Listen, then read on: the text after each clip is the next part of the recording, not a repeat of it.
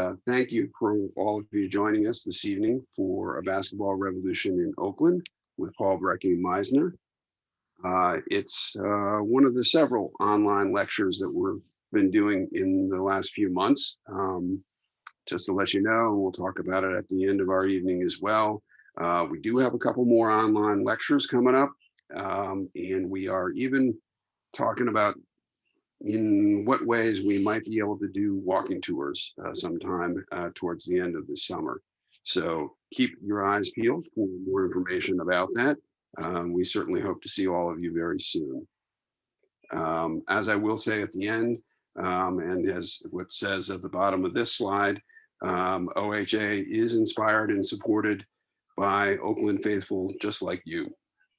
So if you're not currently, we hope you will become a member and make a donation to our good work, not only for entertainment like this, but also for our ongoing preservation action throughout the city of Oakland. So thank you for coming this evening. This will be recorded, and it will, tonight's presentation will be recorded and will be available on our website probably inside of a week. So if you missed anything this evening and you want to go back and look at it again, you certainly are welcome to do so. And that too will be free of charge. Couple of ground rules for this evening.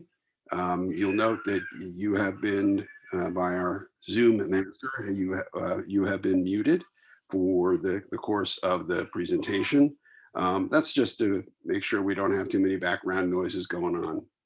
As far as asking questions during our presentation tonight, please use the chat function in Zoom, and we will have folks monitoring the chat function throughout the evening, and we will do questions and answers with Paul at the end of the hour.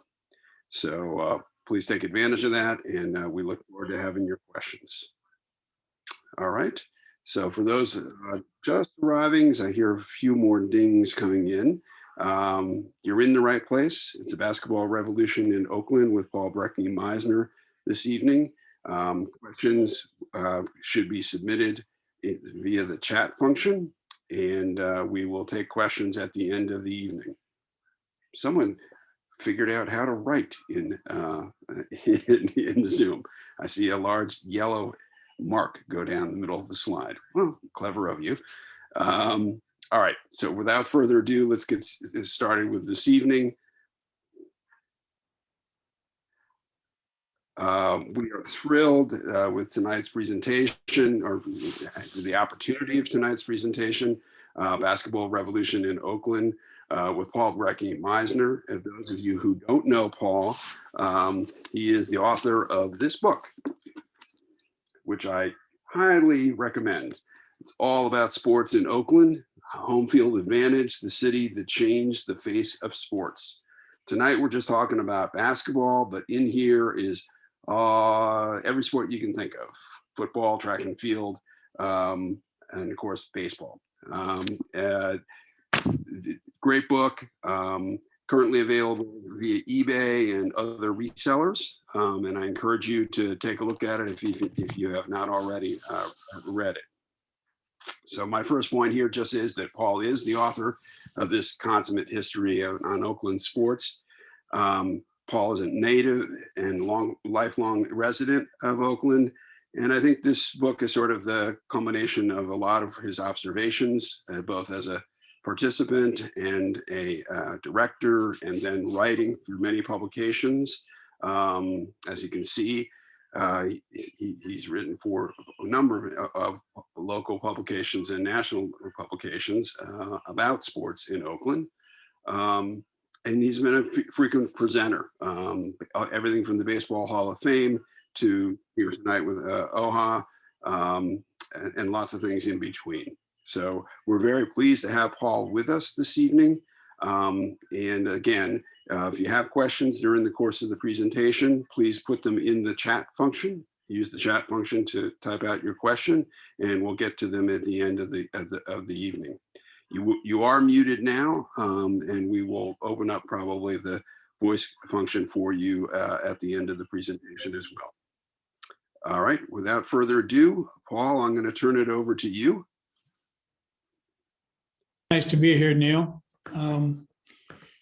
As a member of the Oakland Heritage Alliance, I think these kinds of programs are really critical for people to learn about their city.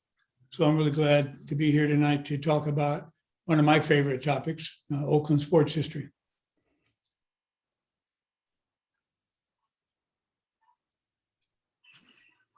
Great. Paul, do you, as a way to sort of launch things, we talked a little bit already about your book. It's my sense that it's sort of the culmination of a lifelong love of Oakland sports. How did you become so interested in writing a book about the sports history of Oakland? Well, it really is a product of teenagers. And let me explain. When I was a teenager at Castlemont High School in East Oakland, back in the early 60s, I had a passion for football. I went to class so I could be eligible to play football. And as a junior, I played, had a good year, and I was really looking forward to my senior year of football. But, life always can dictate other things. And right at the beginning of my senior year football season, I was injured and I no longer could play football that year. Fortunately for me, I had signed up for a beginning journalism class. I had done so because I figured it was an easy A, helped me stay eligible to play football. Well, it turned out to be something very different. What I discovered in that class was I had an amazingly talented teacher named Roland Christensen, who knew of my background and my situation, and he knew I was an athlete. So he challenged me to write sports for the student newspaper. And when I informed him that I had no writing experience, he challenged me to give it a try. So I accepted that challenge and began writing for the student newspaper covering sports.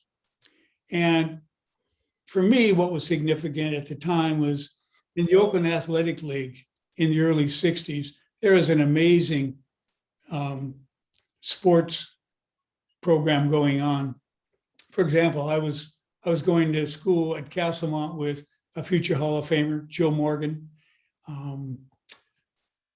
Charlie Smith, future running back of the Oakland Raiders, a future major league pitcher named Rudy May, and Fred Sweetie Davis, who was the leading high school scorer in Northern California. And that wasn't unusual for Castlemont only. That was the kind of talent and athletics going on throughout Oakland. And I found myself in the gym covering the amazing McClymonds High School basketball team through in 1958 through 1962. They accumulated an incredible winning streak of 110 victories and only one loss. So that was the kind of experience I was having covering sports for the student newspaper. And then when I moved on to Oakland City College, I again was writing for the student newspaper there and became sports information director for a couple of years. And that afforded me the opportunity to obtain a couple of part-time jobs covering sports for the Berkeley Gazette and the Oakland Tribune. I was covering high school and junior college sports. So, this was a really an amazing experience for a young guy like me. And through that journey as a young man, I began to piece together this amazing, or what I perceived to be an amazing sports legacy in Oakland.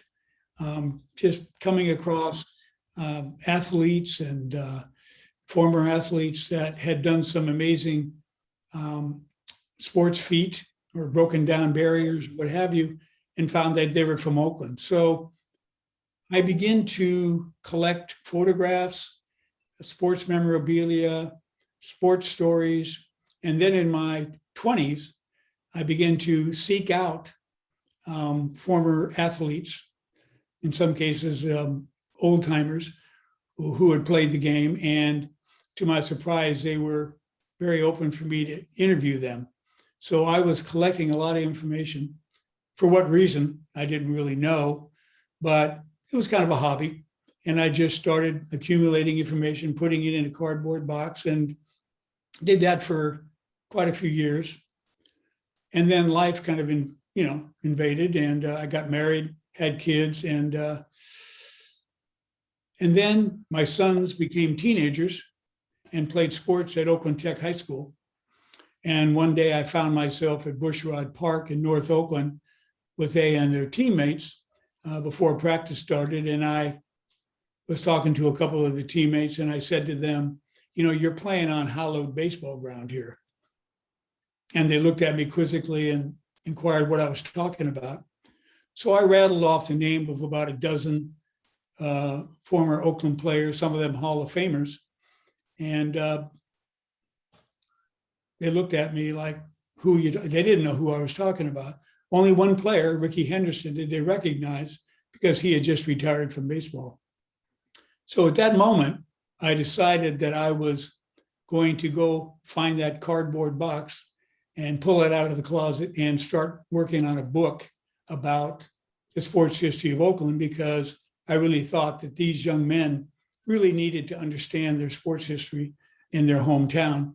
And just in my travels generally, I discovered that there wasn't very many people who really understand the depth of Oakland's sports history.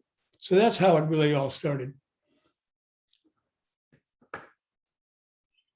Quite a story, and we're fortunate to have you put down all of that good information. I'm curious about the title. Why did you choose the title Home Field Advantage for your book? That's a good question. Well, when I was interviewing a lot of these athletes for the book, there was a regular theme that emerged with almost every single athlete that I interviewed. And that was that they felt that they really had an advantage growing up in Oakland and experiencing the great recreation programs on the playgrounds throughout the city, the coaches they had, the facilities that they were able to play on, the parks.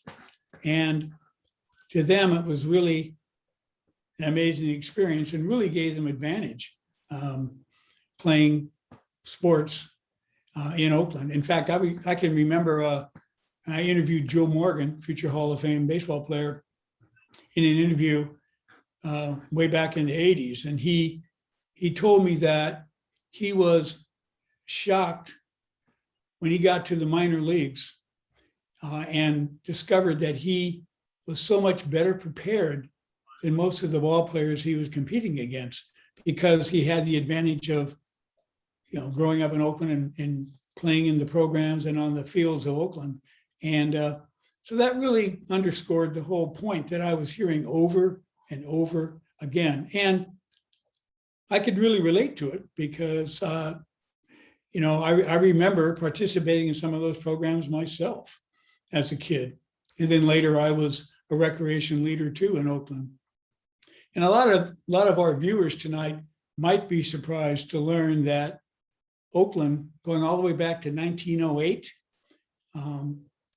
started a program, a partnership between the city and the school district, whereby the city hired a male and a female recreation leader to coach sports and create programs in arts and crafts on every elementary school ground throughout the city. It was an amazing, amazing program. And when children graduated from elementary school and got to junior high, what they discovered was that the city was also paying the school district's physical education teachers to stay after school and provide coaching for after-school sports. And then, of course, when we graduated and went on to high school, we had the Oakland Athletic League.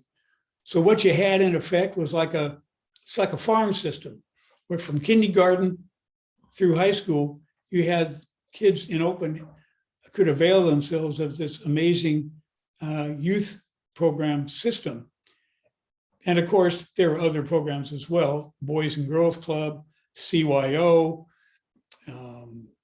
Young America, baseball, Babe Ruth League, American Legion. So there was just an amazing number of programs that youth could avail themselves of in Oakland. So back to your original question, kids really did have an advantage with all the support programs they had here in Oakland.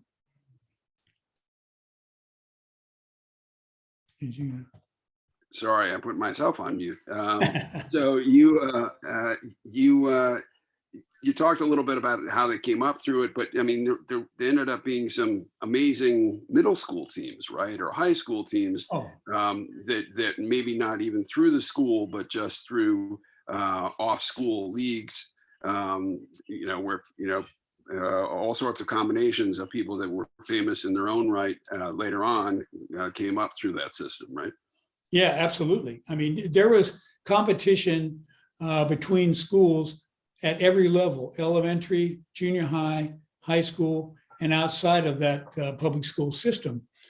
So, kids were learning. In fact, I would say that most youth in Oakland coming up got their first coaching and sports competition experience on the playgrounds of Oakland through the Oakland Recreation Department, which is why I've really become a strong advocate over the years of trying to recreate that kind of a program in the city, because I really saw how it really kept youth involved, kept them off the street, and really taught them life skills.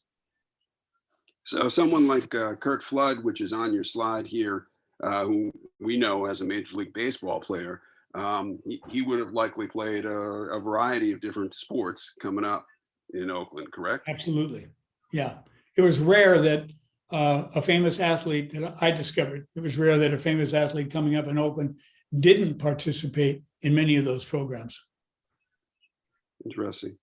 Well, let's move on to the meat of tonight's program, which is basketball. And how would you describe sort of Oakland's basketball legacy and give us some sense of that?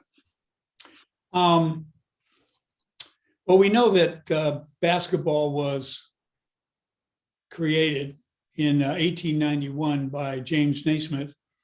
And by 1899, we know that there was basketball being played in Oakland. There was a team from Oakland that won the state YMCA tournament. And so, we've been playing basketball in Oakland for many, many years. And there's so much history to cover, I couldn't possibly give it justice in a 1 hour program. So what I've chosen to do tonight is to just cover some of the high points, the important eras and decades for basketball in Oakland.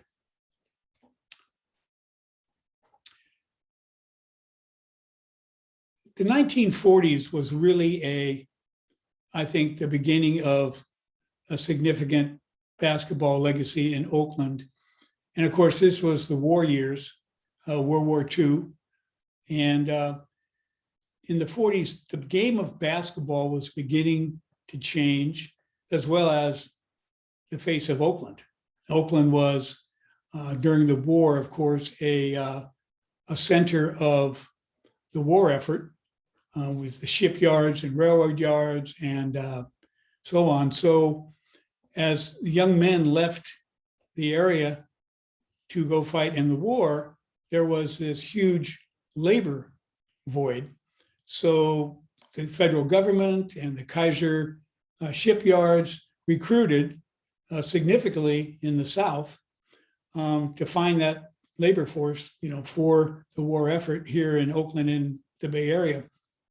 And so roughly 500,000 African Americans from the South came west into the Bay Area to seek a better life, get employment, and escape, Jim Crow discrimination. And Oakland's African American population jumped from 8,000 to about 42,000 within 4 years, and really brought significant vitality to and diversity to Oakland, and really expanded an already powerful sports legacy here in Oakland. The first major player, I think, that really registered on a national level, what is shown here, Jim Pollard. He was a 6'5" forward out of Oakland Tech High School, and he was the California High School Player of the Year in 1939-40, and it was averaging about almost 20 points a game in his senior year, which was a phenomenal, scoring average, given that, the game of basketball back in the 40s was still a very low scoring game. I mean, there was no 24-second clock. There's no 3-point shots. Basically, players were shooting set shots and hook shots. Defenders stayed planted on the ground. There was not a lot of jumping in the game. It was a rather plodding affair in the beginning of the 1940s. Jim Pollard was kind of a rare exception. He was known as the Kangaroo Kid because he could really jump, and so, as I said, he was the state player of the year and was heavily recruited and ended up at Stanford University, where he led the university to the NC2A championship in 1942, and he was an All-American.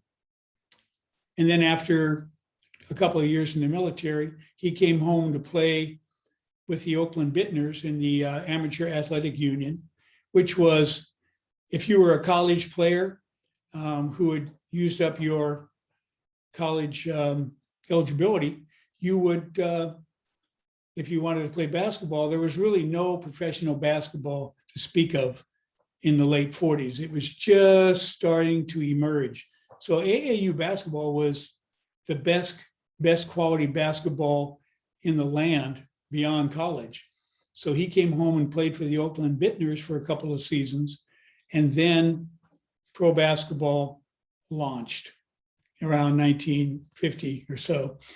And so Pollard signed with the Minneapolis Lakers, and he teamed with another collegiate All-American named George Mikan from DePaul, and they established the first dynasty in professional basketball with the Minneapolis Lakers. They won 4 pro championships in 5 years. And so Jim Pollard was really the first major player that had an impact on the national level out of Oakland. Paul, before you go on to talk about some of these other folks with Pollard, and you mentioned Bittners, that's kind of an unusual name. I mean, you were saying it was one of those AAU teams, and that was really the only sort of quasi-professional option. Where did that Bittners come from? Well, what was interesting about the AAU, they really championed amateur athletics over professional sports where players would be paid a salary. So the AAU teams on the national level were sponsored by businesses and corporations. They paid you to work for the company, and you also played basketball. And it was an interesting arrangement. I mean, that's not professional, but anyway, not to quibble. It was considered amateur at the time.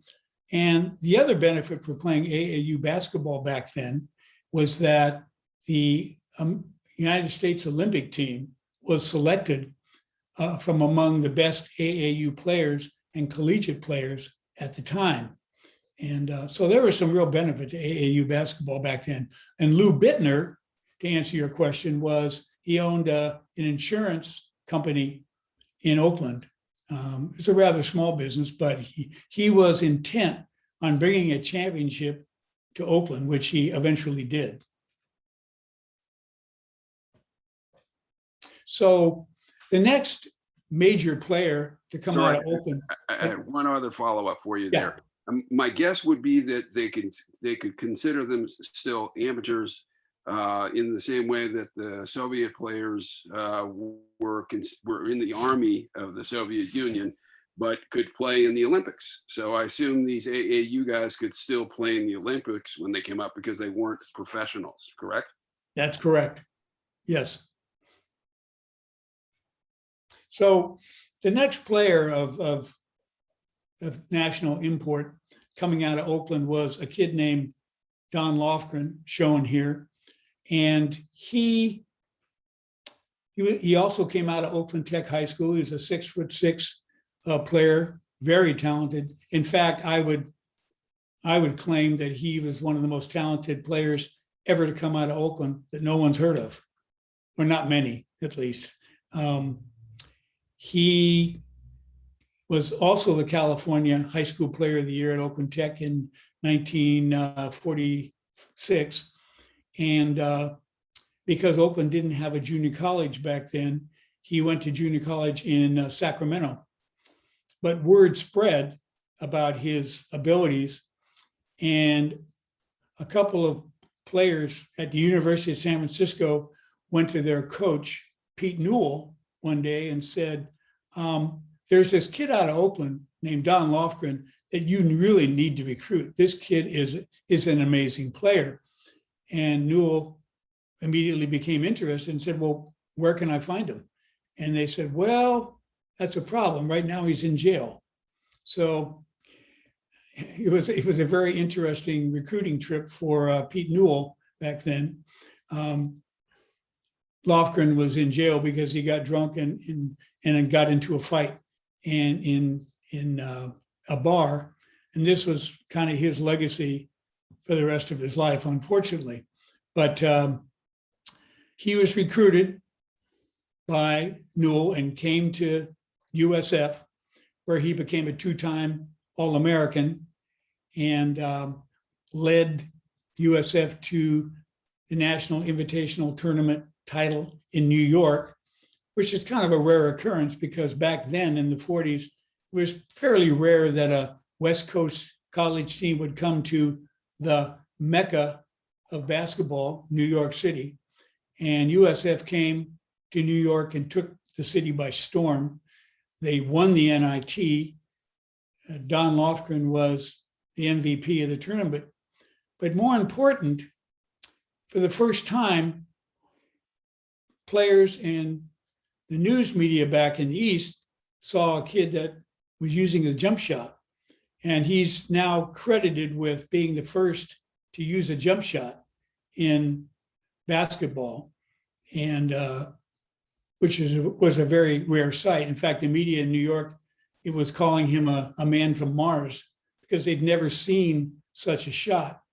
And so he's really credited with, revolutionizing the game with that jump shot. He went on to play 4 years in the professional NBA, but unfortunately, literally drank himself to death. He played for 4 years and he was found dead in Utah. So it's a sad end to a very talented player from Oakland. I was just going to ask one quick question there. You mentioned the NIT, and at that point, the NIT was the premier tournament as opposed to what we know from the NCAA now and March Madness, right? That's correct. There was NC2A championships, but the NIT they were playing in New York and they were playing in Madison Square Garden. So it was really a top flight venue, and the top teams were always invited and most of them accepted. So for a number of years, the NIT was really the best collegiate basketball venue in the land.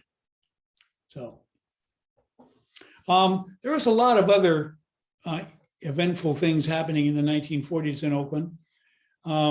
As this slide shows, there was the advent of the Tournament of Champions. This was a tournament put together by the Oakland Public Schools, San Francisco Public Schools, and Berkeley High School. And it brought together the best high school teams from across the Bay Area to compete to find out who was the best each year. And the venue started in Cal's Harmon Gym in 1947, but by 1967 was moved to the Oakland Coliseum Arena because, the venue was attracting 12,000 fans and more. It was quite a venue, and most of the best players from Northern California played in the Tournament of Champions, and it was fun for a person like me covering the game to watch the best teams from Oakland competing against the best teams from San Francisco and beyond, to find out how we shaped up with those other teams from different areas. And as we discovered, the Oakland Athletic League was pretty darn talented, because teams from the OAL won the majority of the TOC tournaments over the 34-year life of the TOC, and McClymonds High won 9 of those tournaments. Toward the end of the TOC, probably in the late 70s, the TOC started inviting the best teams from Los Angeles to compete as well. So slowly it morphed into what we now have as the state championship games. But, for 34 years, the TOC was not only the best high school basketball venue in Northern California, it was the best in the state by far. So that was a significant basketball accomplishment that come out of Oakland. So the TOC, because there wasn't a state tournament, essentially was like a Northern California version of the state tournament. Correct. Another event that took place in Oakland in 1949 was Oakland Bittners won Oakland's first significant sports title when it won the AAU national tournament. And they were led to victory by an individual named Don Barksdale, who has a very interesting story that impacts Oakland significantly. He was a Berkeley kid, went to Berkeley High, but wasn't allowed to play basketball there because he was African American. And so he didn't play organized basketball in high school, unfortunately. He went on to Marin Junior College, where he became a junior college All-American and got a scholarship to UCLA, where he played and was the first African-American collegiate All-American in history. And so it was really the first of many firsts for Barksdale. A very interesting story. He couldn't go on to play pro basketball because blacks were not allowed in pro basketball at that time. So he came back home and he played for the Oakland Bittners for about 4 seasons. And in 1947, he led them to a second place finish in the national AAU tournament. And then in 1949, they won it all. So it was a very significant accomplishment for Oakland, and really put Oakland on the national basketball map, because AAU basketball was national. It was a national tournament venue. He then played pro basketball. Pro basketball in those 4 years opened up, and he played basketball and became the first African-American all-star in the National Basketball League. But before that, he played on the Olympic team and became the first African-American to play on the Olympic team. And that was a very interesting story, because the Olympic team, as I said earlier, was selected from the best AAU players and collegiate players. Well, Barksdale was clearly one of the top AAU players, but because he was black, the Olympic Committee didn't want to put him on the team. But there was a Oakland businessman named Frank Majora, who later was an Oakland City Councilman, and he was on the Olympic Committee. And he took up Barksdale's cause and really advocated strongly for him. Finally, the Olympic Committee relented and allowed him to play, and he led the United States Olympic team to the gold medal. So he was a very important figure in Oakland basketball. after his pro career, he came home. He opened up 2 nightclubs in Oakland. He became the first African-American disc jockey of a radio station in the Bay Area, a KLX, broadcast out of the Oakland Tribune Tower. And he eventually started a foundation called Save High School Sports, and went on to raise over $1 million for high school sports in Oakland. So he was a very significant figure as a basketball player and a businessman. Quite a remarkable person. The music thing, when I read it in your book about him, it was like you get that, to have so much athletic talent and then to have the music talent as well, and to be an entrepreneur, to start up his own business and the radio business, quite amazing, really. Yeah, he was an amazing figure in Oakland history.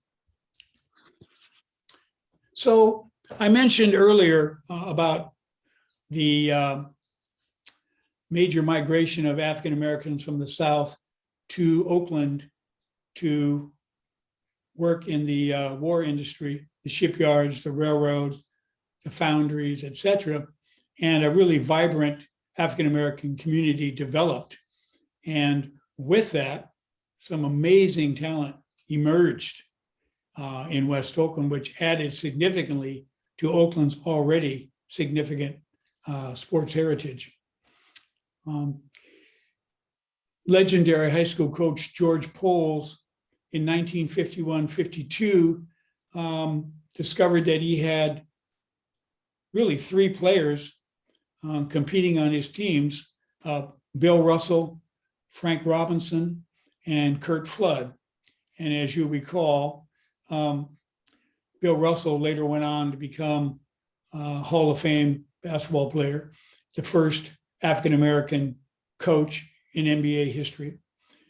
And Frank Robinson became a Hall of Fame baseball player and became the first African-American manager in the major leagues. And Curt Flood, of course, a teammate of Robinson that year at 52, was an outstanding major league outfielder, but really made a name for himself fighting for free agency in baseball, and took his case all the way to the Supreme Court. And though he lost, really paved the way for free agency 5 years later. So this is kind of indicative of the kind of talent that was in West Oakland at the time. Pictured here with Frank Robinson on the right is Vada Pinson, another outstanding major league outfielder that came along at McClymonds 2 years after Russell. But jumping back to, I wanted to spend a few minutes talking about Bill Russell because, he was a mascot for McClymonds High School, as you see here on the left. He didn't have much talent in high school, so he became a mascot. This is the eventual great Bill Russell. He was McClymonds mascot. When he was a junior at McClymonds, he went out for basketball, and Coach George Poles cut him and sent him down to the JVs because he didn't have much experience. He was very awkward, very skinny, 6'2". And so Coach Poles figured he would learn basketball and become a better player down at the JV level where he might play some. About 2 weeks later, he bumps into the Bill Russell in the school hallway, and Russell says to Coach, "What do I do now? I got cut at the JVs." So Poles took him to heart, took him under his wing, and brought him back to the varsity as the 16th man on a 15-man team. And he didn't play much, but at the end of the season, Coach Poles gave Russell $2 and drove him down to the West Oakland Boys Club and told Russell to play every day, play basketball every day. So his senior year, there's tryouts for varsity, and Bill Russell shows up, and he's now 6'7", and he's pretty coordinated, and he makes the team. We talk about, one of the greatest sports icons in basketball history, having that rocky path to stardom. So he played somewhat regularly in his senior year. And fortunately, in his last game at McClymonds High, he had his best game as a high school player. He scored 14 points, gathered in 10 rebounds, blocked a few shots. And it just happened that day, a former Oakland prep player who had played at USF was scouting another player for USF. But he noticed Russell that day, and he went back to the USF coach, Phil Wolpert, and recommended that he consider giving this kid, Bill Russell, a scholarship, which he turned out to receive. It was the only scholarship that Bill Russell received. And as he later said, it kept him from having to work in a steel foundry in West Oakland like his dad. He was the proverbial late bloomer. By his junior and senior year, he became a two-time All-American, led USF to back-to-back NC2A basketball titles, was the most valuable player. USF went on a 55-game winning streak. And more importantly, I think, to basketball history, he revolutionized the game by really single-handedly changing it from a horizontal game to a vertical game with his shot blocking and rebounding. And back in those days, if your teammate took a shot at the basket, it was okay to actually intercept a shot in midair and guide it into the basket. And Russell was, very good at doing that. So it was very unusual to see someone playing up in the air. In fact, in those days, Russell had an ongoing argument with his coach, Phil Wolpert, because the defensive theory of the day was that you didn't leave your feet on defense. I remember a story Russell told that in his first varsity game at USF, he was playing against Cal's All-America center, Bob McKean, and he blocked McKean's first 7 shots. So the Cal coach called timeout, and Russell was feeling real happy, was real pleased with himself as he came off the floor. And his coach, Phil Wolpert, proceeded to chew him out for, jumping up in the air and blocking shots. And this was an argument that they had for 2 years, but because they were winning, Russell got away with it. And in the end, revolutionized the game. Russell went on to win Olympic gold medal. And then, of course, as we know, was drafted by the Boston Celtics and led the Celtics to 11 championships in 13 seasons. So a real interesting story and about Russell, who really changed the game of basketball. And in fact, after he graduated, the NC2A Rules Committee changed the rules of basketball, widening the key, hoping that it would slow down players like Russell, which it didn't, and also outlawed the offensive goaltending. So he literally changed the game in a lot of ways. Well, he's almost a revolution in himself, right? I mean, if it was even just him, it's remarkable how much he changed the game. And as you say, such a late bloomer. Indeed. I was just going to remind people that are arriving or may have arrived a little bit late. If you'd like to ask questions of Paul, we're going to take them at the end of the lecture. If you want to put your question in chat, we will monitor that, and you can. We will get the questions answered at the end of the presentation. Sorry, Paul, for interrupting, but no problem. Proceed. I was talking about the talent that came out of West Oakland and McClymonds High. So this again shows some of the players that from 1968 to 1950. 1958 to 1962 established that incredible record of 110 wins and 1 loss. Jim Hadnot, Paul Silas, Joe Ellis, and Jimmy Tolliver, 3 of the 4 went on to professional careers. In fact, McClymonds during the 50s became the School of Champions. That's the name they've carried for all these years, including today. Between the 1950s and 1960s, 7 players from McClymonds teams played professional basketball. So an incredible legacy. There's been a lot of great high school teams that have come out of the Bay Area since the 1950s and early 1960s, but no one's been able to duplicate the legacy that McClymonds created back then. I wanted to jump to the 1970s for a couple of reasons. As we know, in 1972, Title IX was a law passed by the federal government that mandated parity in sports, among other things, between men and women's sports programs. It was a significant law, but of course, like many laws, the mandate didn't have any money attached to it. So school districts, for example, like Oakland, were mandated to do this, but there's really no funds included to do it. So as we know, it's been a real slow crawl to try to reach parity in women's sports. This is a picture of the first TOC women's team, 1978. They won the first TOC women's game from Fremont High School.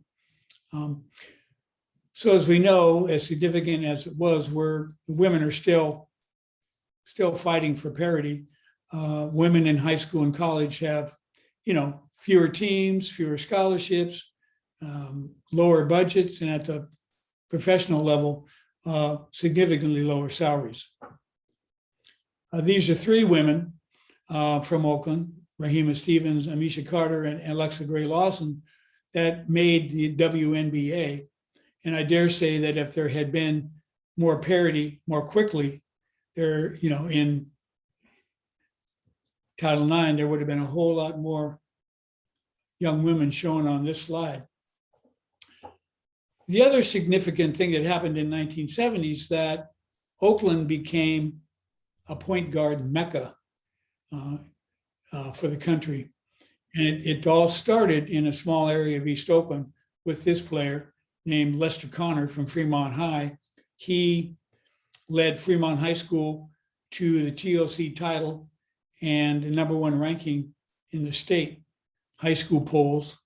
And he was the consummate point guard, ball distributor, the general on the court, good passer, and happened to be a good defender.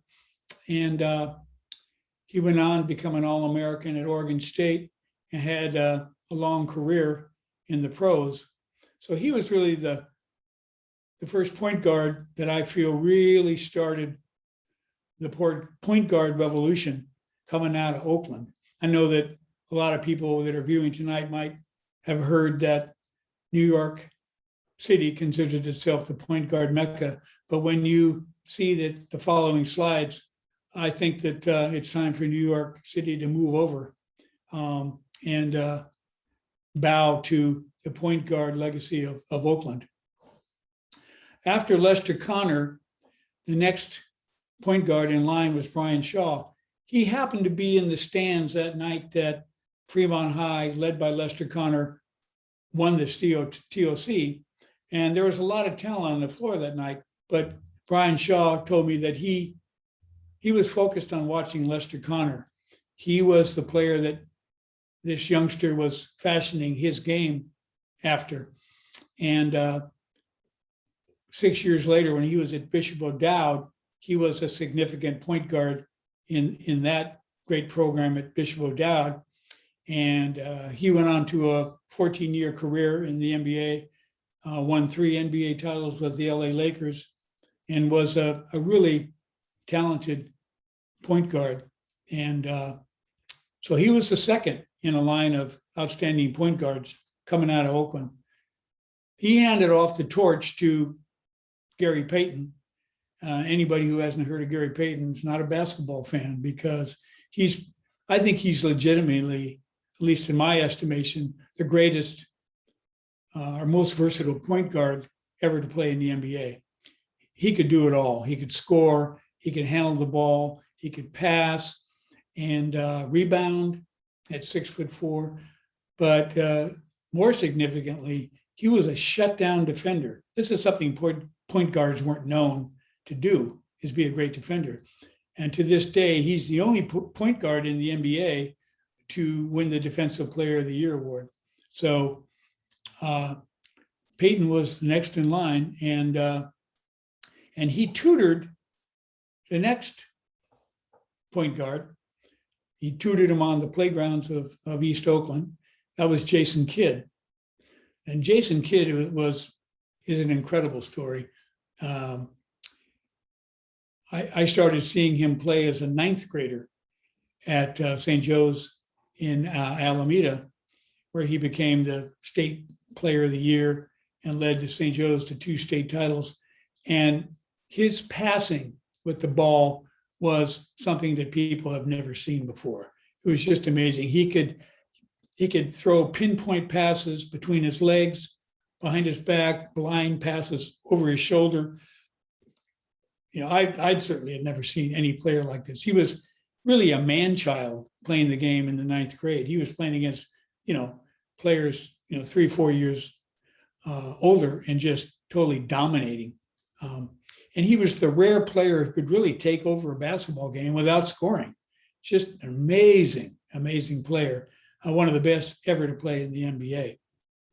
And of course, Jason now is handed off to the current star in the NBA, Damian Lillard, who came out of Brookfield Village neighborhood in deep East Oakland, played for Oakland High School, and is one of the most prolific three-point shooters, along with Stephen Curry, in the NBA these days. In fact, I'd be so bold as to say, if you had a game on the line with 20 seconds left, you'd want the ball in Damian Lillard's hand, not Stephen Curry. I'll make that bold statement. As you can see from this stat here, that since 2012, Lillard leads the NBA with the most game-tying or go-ahead field goals in the final 20 seconds of a game. It's an amazing stat. And as you probably have heard this year, he's done that several times to win games. It's called Dame time. Every time he does that, win a game, he points to a so-called wristwatch on his wrist. So he's on his way to Hall of Fame, no doubt about it. In fact, he's already probably there. So many of us today are wondering, who's the next Damian Lillard going to be? Who's the next handoff? Who's going to be the next handoff for the torch for the great point guards coming out of Oakland? Who's going to be the next Alexis Gray Lawson coming out of Oakland to the WNBA? So it's still a pretty exciting time for Oakland basketball these days. And so I know because of time, I'll end my discussion here. Take questions if you want. Yeah, Paul, I was going to just say, question for me, actually, in talking about the point guards, you mentioned, some of the quotes here. They have dog in them. They got a chip on their shoulder. Do you think that's a representative of Oakland? Do you feel that they have not gotten the proper attention? Is it just tougher coming up out of Oakland than it is otherwise? You have any speculation on that? No, I don't, but my wife does. We were talking recently and she said, well, I have a theory of why so many great point guards came out of Oakland in the 80s and 90s and 2000. And I said, so what's that? And she said, well, in the 80s and 90s, we had the crack cocaine epidemic sweeping through the East Oakland flatlands and many other cities too. But the streets were in the flatlands of East Oakland pretty dangerous. And if you were a kid who wanted to play basketball and stay out of trouble, you really had to have your head on a swivel, and you really had to be surveying the landscape continually to find an escape route. And so you really had to have an awareness of where you're at were at all times. And that's the kind of skills that point guards need and use. So I kind of ascribe to her theory. I think it's a good one. That's not bad. That's not bad. They came out of tough neighborhoods, generally speaking, and come out of, some of them came out of pretty rough circumstances. So they're tough. I mean, I don't know if you remembered Payton. He's one of the premier trash talkers of all time in the NBA. And he's tough. And he doesn't back down from anybody. He never did. And that's pretty much the way point guards out of Oakland are. Yeah, that's a good point. I like your wife's theory. Just before we take questions, any sort of takeaways or lessons learned from writing your book that you want to share with us before we go to questions? Well, there's a couple. I think one of my takeaways from talking to so many athletes is how significant one person can be in changing somebody's life.